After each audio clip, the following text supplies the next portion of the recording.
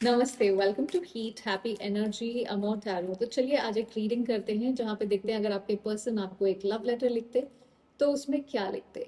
तो पहले शुरू करने के लिए आपकी एनर्जीज क्या है, मेरे व्यूअर्स की एनर्जीज इस समय। The hanged man, overall energy, queen of swords. आप चीज़ों को डिफरेंट पर्सपेक्टिव से देख रहे हैं, आप कोशिश कर रहे हैं चीज़ों को समझने की। हो सकता है कि आपने बहुत सैक्रिफाइस किया हो अपने आप को, अपने डिजायर्स को इस कनेक्शन के लिए या इन जनरल, पर आप एक ऐसे फेज में हो जहां आप रुक के देख रहे हो, महसूस कर रहे हो और समझने की कोशिश कर रहे हो चीजों को। ये फोर्स करने वाली एनर्जी नहीं है, आप ये एक सरेंडर वाली एनर्जी के देखते हैं ये क्या होता है, कहाँ जाता है, कैसे चीजें होंगी। तो आप जल्दी में नहीं हो, लेकिन ऐसा है कि दिल के अंदर क्लैरिटी चाहिए, इसलिए आप चीजों को थोड़ा उल्टा पुल्टा करके देख रहे हो। एंड क्वीन ऑफ सॉर्ड्स है कि अंदर से आप इमोशनली सॉफ्ट हो लेकिन मेंटली बहुत क्लियर हो कि मुझे क्या चाहिए। आपको ड्रामा नहीं चाहिए, गेसिंग गेम्स नहीं चाहिए, आपको सच चाहिए। यहाँ पे आपको क्लियर कम्युनिकेशन चाहिए, ऑनेस्टी चाहिए। आप अपने दिल को प्रोटेक्ट कर रहे हो और साथ में ये भी जानना चाहते हो कि जो फील हो रहा है वो रियल भी है या नहीं। सो आपका यू नो दिल ओपन है और स्टैंडर्ड्स बहुत क्लियर हैं यहाँ पे। चलिए देखते हैं आपके, अगर आपके पर्सन आपको लव लेटर लिखते तो उसमें क्या लिखते आपको। 5 of swords, overall energy, 9 of wands. मुझे पता है कि मैंने तुम्हें अ, धोखा दिया, हमारे बीच में बहुत सारी आर्ग्यूमेंट्स हुई। अ, मैंने कभी कभी चीज़ों को गलत तरीके से हैंडल किया है, कभी अपनी ईगो को जीतने दिया, कभी अपने डर को ज़्यादा बोलने दिया, या उसकी वजह से मैं भाग गया या भाग गई। मुझे लगता है मैंने कुछ बैटल्स जीतने की कोशिश की जब मुझे सिर्फ तुम्हें समझना चाहिए था, और शायद इसी वजह से मैं तुम्हारे साथ उस तरह नहीं रह पाया जैसा रहना चाहिए था। ईगो तो जीत गया पर कहीं ना कहीं ये रिश्ता हार गया। जीतना चाहता था लेकिन तुम्हें खोना नहीं चाहता था। एक रिग्रेट, इनर कॉन्फ्लिक्ट मेरे अंदर अभी भी है, एक अनस्पोकन इमोशंस अभी भी हैं। सच ये है कि मैं थक चुका हूँ पर गिव अप नहीं किया है। अपनी लाइफ में काफ़ी चीज़ें फेस करी हैं और इसलिए थोड़ा सा गार्डेड हो गया। तुम मेरे लिए इजी नहीं हो, तुम इम्पोर्टेंट हो, और जब कोई इम्पोर्टेंट होता है तो थोड़ा ज़्यादा केयरफुल हो जाता हूँ। मैं यही हूँ, कहीं गया नहीं हूँ या गई नहीं हूँ। चलिए और देखते हैं क्या कहना चाहते हैं। Strength, overall energy, 9 of swords. जहाँ हिम्मत दिखानी चाहिए थी वहां दिखाई नहीं, वो मुझे पता है। कहीं ना कहीं उस चीज का मुझे अफसोस है। तुम मेरी स्ट्रेंथ हो, हमेशा थे, पर इस तरीके से नहीं जहाँ मैं उस पे कोई एक्शन ले पाऊँ। तुम्हारी एनर्जी मुझे काम करती है जैसे कोई बिना फोर्स किए मुझे कह रहा हो सब ठीक है, मैं यहीं पे हूँ, तुम्हारे साथ हूँ।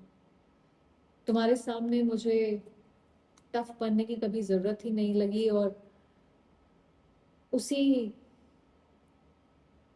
उसी लिए शायद जब मुझे टफ बनने की जरूरत थी तुम्हारे लिए तो मैं टफ बना नहीं।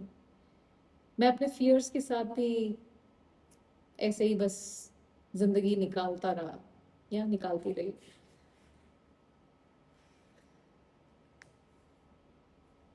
रातों को नींद नहीं आती है ठीक से, बेचैनी होती है। सोच सोचता रहता हूँ या रहती हूँ, क्या मैंने कुछ गलत किया है, मैंने तुम्हें हर्ट कर दिया है, क्या मैं तुम्हें फिर से हर्ट कर दूंगा या कर दूंगी। ये डर मुझे अपने खुद के एक्शंस की वजह से लगता है, कहीं मैं अपनी गलतियां रिपीट तो नहीं कर दूंगा, इसलिए ओवर थिंकिंग भी होती है। तुम्हें खोने का डर है, दिल में है बहुत ज्यादा। Page of cups, overall energy 2 of cups. तुम्हारे बारे में हर समय एक सपना सा बुनता रहता हूँ। कितना इनोसेंट था हमारा ये रिलेशनशिप, हम दोनों के बीच में जो प्यार था। मैं एक्सपर्ट तो नहीं हूँ प्यार में, पर जो महसूस होता है वो सच लगता है।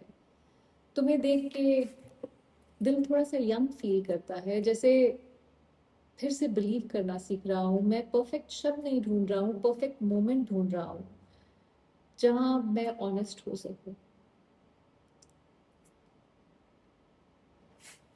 2 ऑफ कप्स। जब मैं हमारे बारे में सोचता हूँ, तुम्हारे बारे में सोचता हूँ, तो एक एक अलग सा कनेक्शन, एक अलग सी फीलिंग फील होती है। हम दोनों जैसे इक्वल हो, जैसे तुम मेरे इक्वल हो, ऐसा फील होता है। जैसे हम दोनों एक जगह पे मिल सकते हैं, रिस्पेक्ट के साथ, इमोशन के साथ, और बिना खुद को छोटा फील करवाए। ये सिर्फ अट्रैक्शन नहीं है, तुम्हारे साथ प्यार फील होता है। Hanged man. सच ये है कि मैं मैं जानता हूँ कि तुम्हें लगता है कि मैं रुक गया हूँ, मैं कोई एक्शन नहीं ले रहा हूँ, शायद मुझे कोई परवाह नहीं है, पर वो सच नहीं है। सच ये है कि मैं तुम्हें समझना चाहता हूँ, तुम्हारे पर्सपेक्टिव को समझना चाहता हूँ। तुम्हें लगता है कि मैं डिसाइड नहीं कर पा रहा हूँ, पर मैं चीज़ों को समझने की कोशिश कर रहा हूँ। तुम मेरे लिए कैजुअल फीलिंग नहीं हो, तुम मेरे लिए एक इम्पोर्टेंट इंसान हो, और जल्दी में मैं कुछ ऐसा नहीं कहना चाहता या करना चाहता जिससे तुम्हें और तकलीफ पहुंचे। मुझे मालूम है मैं ऑलरेडी बहुत तकलीफ पहुंचा चुका हूँ। मैं चीज़ों को अलग अलग तरीके से देखने की कोशिश कर रहा हूँ। मैं लेट ज़रूर हूँ, पर मैं केयरलेस नहीं हूँ। King of cups.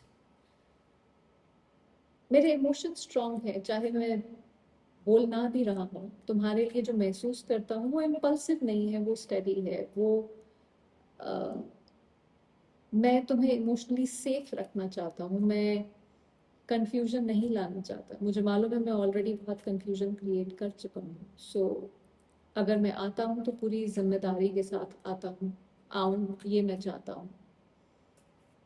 मेरा प्यार तुम्हारे लिए गहरा है, चाहे मैं ना भी बोलूँ।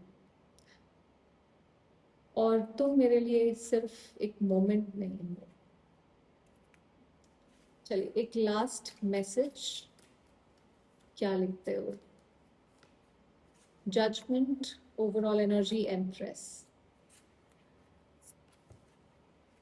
तुमने मेरी जिंदगी में बहुत सारी चीजें हैं जो मुझ में अवेकन करी हैं, बहुत सारी चीजें हिला के भी रख दी हैं। एक